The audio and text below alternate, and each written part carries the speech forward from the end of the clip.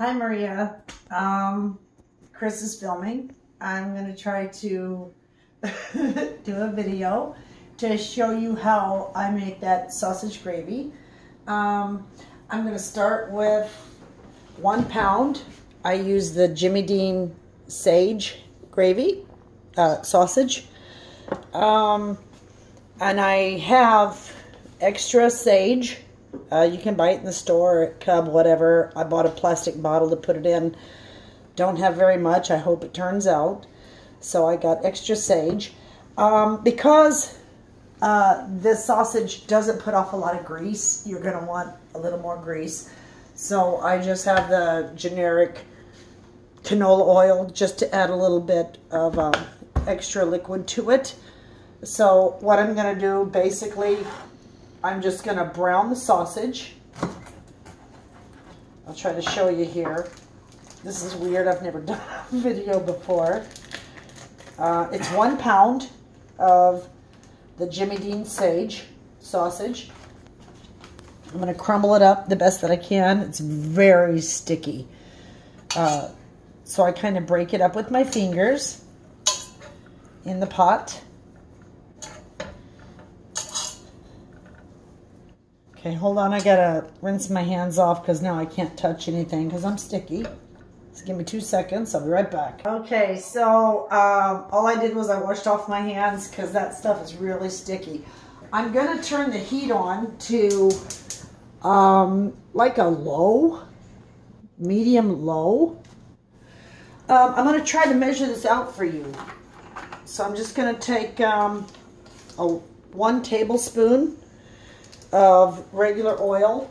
Again, it's because this sausage will not produce the grease that we need. Usually I do this by vision. Nope, that's 1 tablespoon, 2 tablespoons.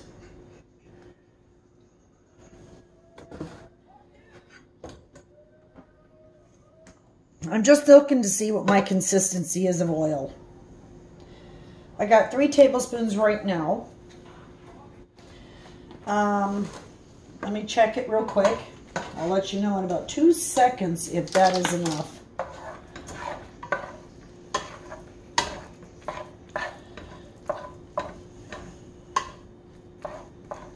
I'm going to go another tablespoon. Makes 4. That makes 4 tablespoons. Of, I'm using right now pure canola. It's probably one of the better ones. It's a lighter oil. Okay, I'm going to use about 4 tablespoons of oil. I've got oil runnage. You may not be able to see it on the camera. Sausage isn't cooked yet, but I got a pooling at the bottom when I turn the pot. So I'm going to say 4 tablespoons of canola oil or vegetable oil, whatever you like. Canola is lighter. I do recommend you use that. So now I'm just going to brown the sausage for a second. Close this up.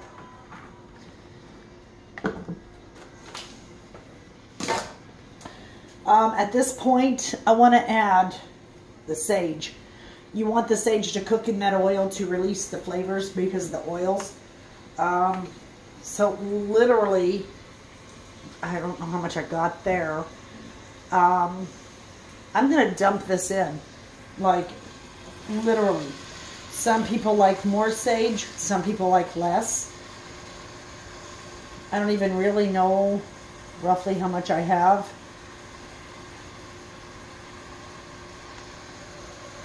I used about half of what was in that bottle.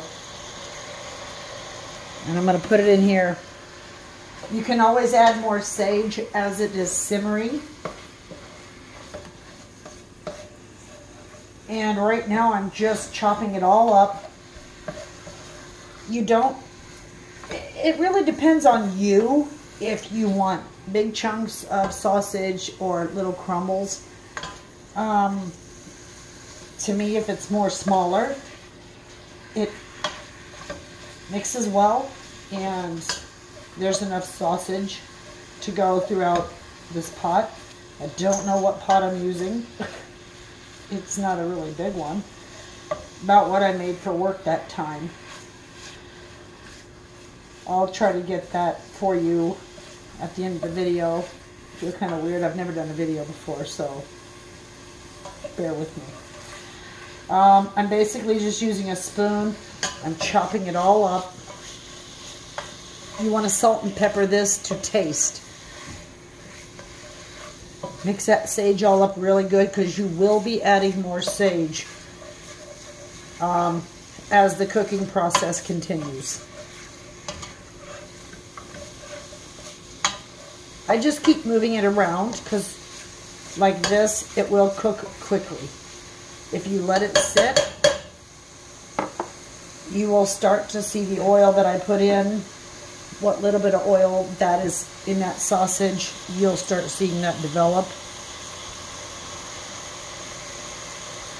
You'll see it bubbling around up in here. So I'm just going to brown this. I'm going to go ahead and add some salt and pepper to taste. Everybody likes more or less. With this, I do put a lot more salt. And you can also use, right now I'm using basic iodized table salt. What you can use too, this is better for you. It's a lot healthier. A little bit milder on the taste is Himalayan pink salt. This is now considered to be a superfood, so you can definitely use this if you're worried about salt, sodium, bloodstream, blah, blah, blah, stuff like that. I started using this because, you know, I had that, that weird thing with my cholesterol. But as you can see now, the sausage is starting to cook. It is now mixing with the sage, and we have a lot of oil that is forming from the sausage cooking. That is what you want. You want that. So I'm just going to stir it around. It's going to dissipate. Looked like it disappeared, but it didn't. Still there.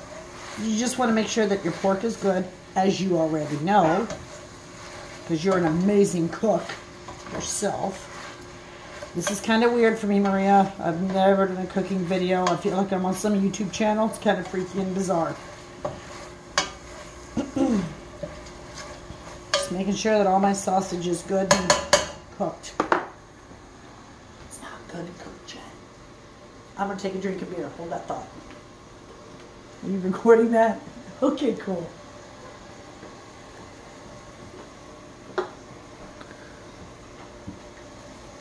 So basically this is cooking. We're going to go ahead and add some table salt. It's regular. I let it dump in. It's got big holes. I just kind of give it a few seconds.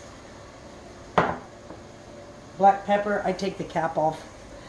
Sausage gravy should have a more pepperier taste, not too strong. So I take the cap off and I just lightly dust it. Couple swipes over the top of it. Not too much. You don't want to kill anybody with pepper. I'll put that off to the side. And then as it's cooking and thickening after we add our milk, then you can add more sage, salt, and pepper to taste. As the gravy thickens, it will cook down the sage, and that's what I'm going to save this for. It'll cook it down and give it that sagey sausage gravy flavor that you had when you tried it the first time. So basically I'm just browning my sausage. It's got a good oil content. Now you can see the sausage is pretty much all done. I've chopped it up kind of little. Now this is the tricky part. You want to use a big spoon. I'm not going to say it's a tablespoon, but it's more of a serving spoon from back in the day. If you don't have one of these, I will bring you one of these. It's not a tablespoon. It was considered back in the day a serving spoon, but it's not like what I use here. I'll bring you one of these if you don't have one. You want this to keep cooking. Babe, can you get me some milk? Yes. what I do with 1 pound of sausage, this is the part I told you. This is actually just all-purpose flour, nothing fancy, generic brand from Cub, the Essential brand, all-purpose flour, nothing fancy, not sifted, just flour. And I got just the regular gallon of milk, a little bit taken out, no big deal. I'm going to literally scoop this into 2 mounded spoonfuls and sprinkle it along the top.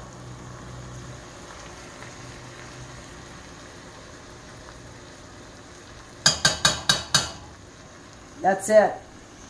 We're done with flour.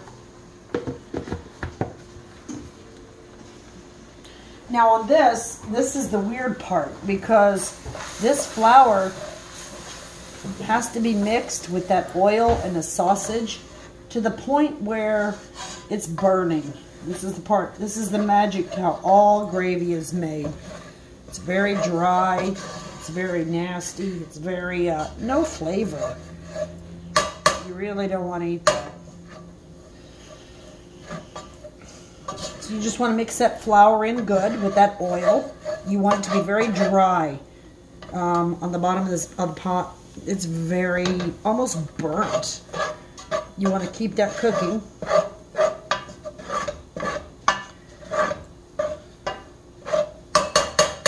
You want to get a whisk out of the drawer. I like working with whisks. A whisk does help. The whisk will pull off the flour from the sausage. This has been cooking for maybe about a minute. It's very dry, very burnt. Just move it around. Get it as dry as you can get it. Okay. Really bad. Then I take the milk and I add, it's literally a visual thing. I added almost a half a gallon of milk. Now I just want to use... no, maybe like quarter gallon. But normally I would use a half. And I want to use my whisk and break up that flour. Scrape it off the bottom with your whisk. Break off all the flour that has now coated your sausage. It's going to get, it will get thick. Scrape your sides. So you see it takes on that gravy look. It's not ready quite yet. You want to do a little bit at a time, because if you add too much milk, it gets too cold. And then you're going to be standing here for a lot longer. So pour about a half a gallon of milk into this. Whisk it. Don't move your heat. Just keep whisking it till it starts to get thick, and then add a little more milk each time while you're whisking it. Now, if I use the spoon, you can see it's got a clingy effect on the spoon. That is what you're really looking for. Now that this has happened, I'm going to go ahead and discard the whisk. And I'm just going to let this continue to get a little bit warmer. Now you can add more sage, which I will. I don't know what it tastes like. Now I've used more of it. I don't have any more sage, so I'm praying to God that this works. And I'm going to hit it with more salt. You do not have to use as much salt as I do. But sausage gravy and a few shakes of pepper. You did put a lot of pepper in earlier, so you don't want to go too heavy on that pepper. But it's going to look like this. At this point, you can see by scraping your spoon, it's starting to cling. That's what you want to see. That's when you know you need to add more milk. So you just add more milk. Add it all the way up to that line at this point.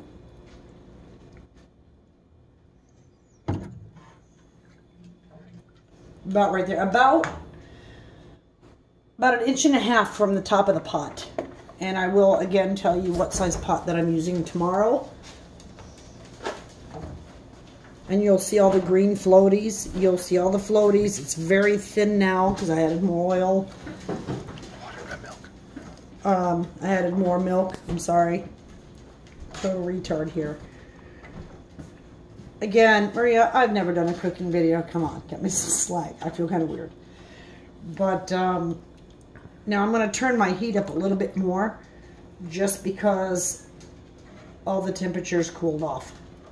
And I don't want to be standing here till like 8 o'clock. So I'm going to turn this up a little more.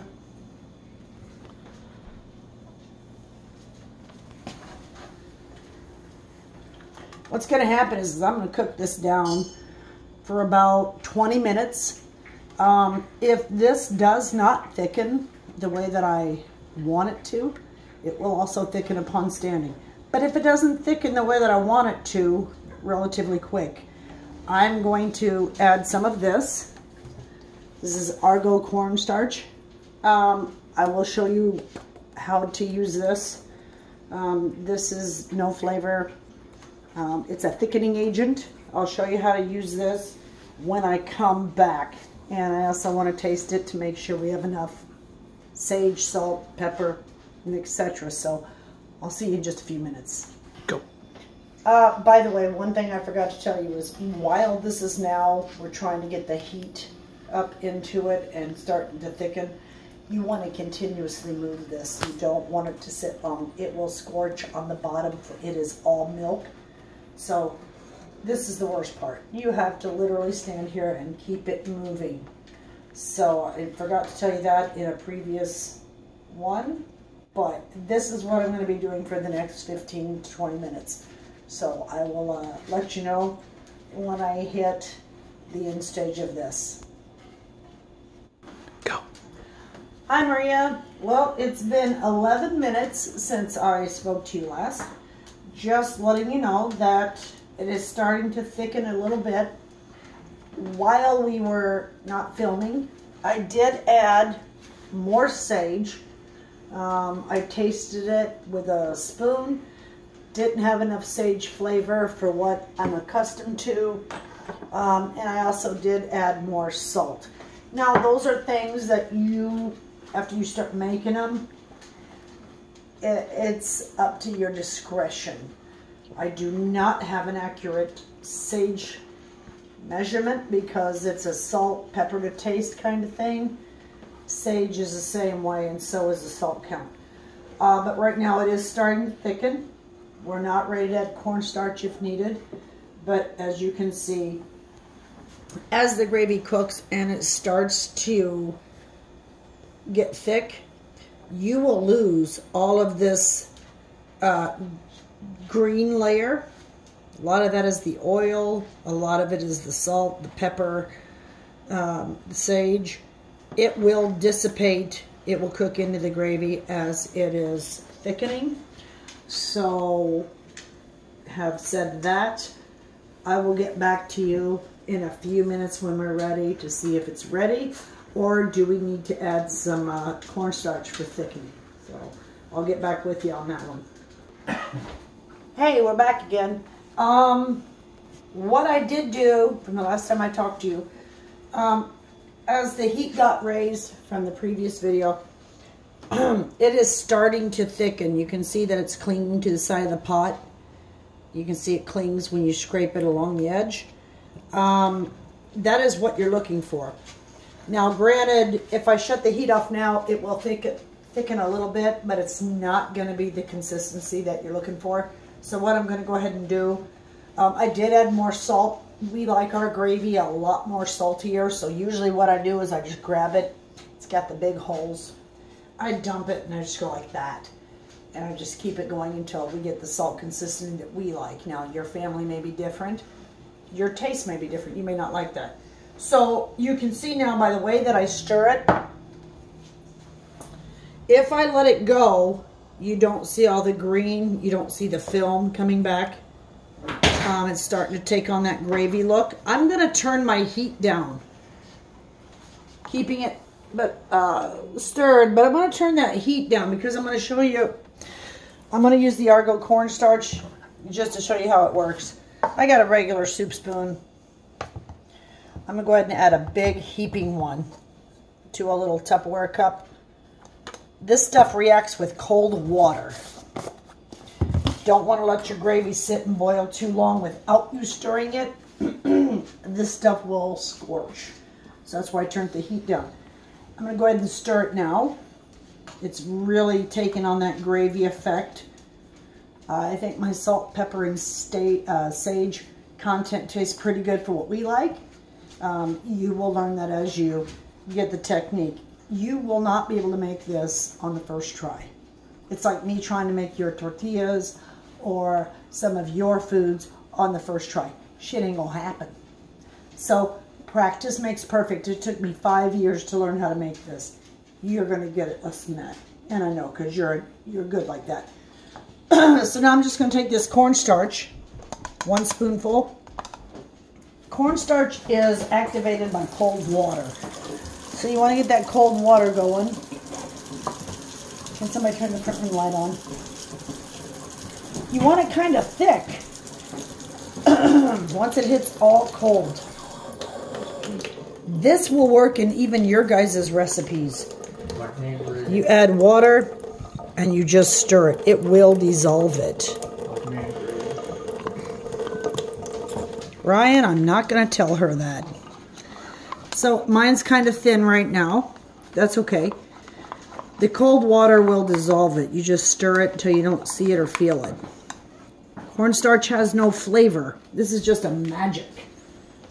So as Ryan says, it's a man gravy. I'm just going to pour this in. This is going to cause it to thicken on its own. With cornstarch, you can use as much or as less as you want to use. It depends on how much or how thick you want it. I just want this to turn out for tomorrow. So I'm going to go ahead and bring you a bowl of this tomorrow so that you can see from the video that you're watching now that I feel like a total retard doing. But I'm going to show you what this tastes like after you watch me do it. Again, salt, pepper, sage, that is to taste after you brown your sage. Now, the heat is going to cause that cornstarch to thicken. So the longer I sit here with the heat on it, on a low setting, it's getting even thicker, as you can see now. And it starts to boil mildly. The more this boils, the thicker it's going to get. The longer I let it sit, the thicker it's going to get. Argon cornstarch is a miracle. Argo. Sorry, Argo. And you can try it in some of your soup recipes, some of the recipes that you guys use for a thickening agent. That is the way to go. So what I'm going to do, after I spill it on my stove over there, I'm basically going to leave this alone for the rest of the night. I'm going to let it sit in the back. I'm going to make some biscuits. It's going to thicken as it cools. And I'm going to bring you a bowl tomorrow. So you will have a bowl of this. No, not Arnie. This is for you to try what we just made. So this is the way it looks now. Chris, show her the way it looks now. It's real thick. It's clingy to the side. And it will thicken even more. It cools off. So I'm going to turn the heat off and just let it sit. I'm going to pull it off of this burner. And that is your sausage gravy. So I really do hope that this is helpful to you. Practice makes perfect. You're going to get it. I know that. Salt, pepper, sage to taste. And keep that flour and sausage cooking. That is a very important part of making any gravy. So let me know how it goes. Let me know tomorrow. And I'll bring you some tomorrow. Adios.